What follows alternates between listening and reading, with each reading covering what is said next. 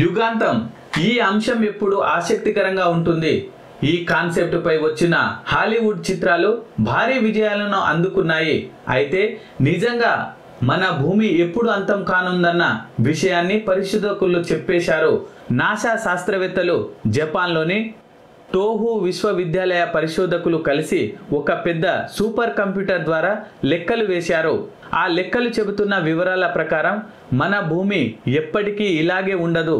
సూర్యుడు కొద్దిగా వేడిగా ప్రకాశవంతంగా మారుతున్నందున భూమిపై జీవం ఉండే పరిస్థితులు చాలా సంవత్సరాల తర్వాత మారిపోతుంటాయి.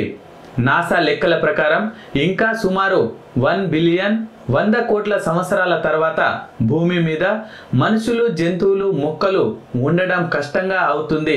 అప్పటికి సూర్యుడు చాలా వేడిగా మారి భూమి మీద ఉష్ణోగ్రతలను భరించలేనంతగా పెరిగిపోతుంటాయి. సూర్యుడి వేడి వల్ల భూమి చాలా వేడెక్కుతుంది.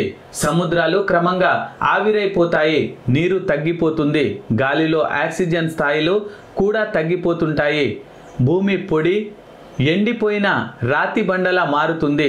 భూమిపై ఉష్ణోగ్రత 100 డిగ్రీల సెల్సియస్ వరకు పెరిగే అవకాశం ఉంది. ఇలాంటి పరిస్థితుల్లో ఏ జీవి కూడా ఎక్కువసేపు బతకలేవు. శాస్త్రవేత్తల అంచనా ప్రకారం సుమారు 4.5 బిలియన్ సంవత్సరాల తర్వాత సూర్యుడు ఎర్ర దిగ్గజంగా మారి అప్పుడు అది పెద్దదై భూమికి దగ్గరగా వస్తుంది. ఆ సమయంలో సూర్యుడి వేడి కాంతి అంతా ఎక్కువ అవుతుంది. భూమి మొత్తం కాలిపోవచ్చు లేదా సూర్యుడిలో కలిసిపోవచ్చు. అదే భూమి చివరి దశ అవుతుంది. ఇవి చాలా దూర భవిష్యత్తులో జరిగే విషయాలు. కానీ నాసా చెప్పిన ఈ లెక్కలు మనకు ఒక హెచ్చరిక.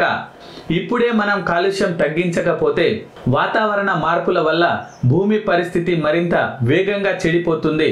ఈ పరిస్థితుల నుంచి బయటపడాలంటే పెద్ద ఎత్తున చెట్లను నాటాలి. నీటిని వృధా చేయకూడదు.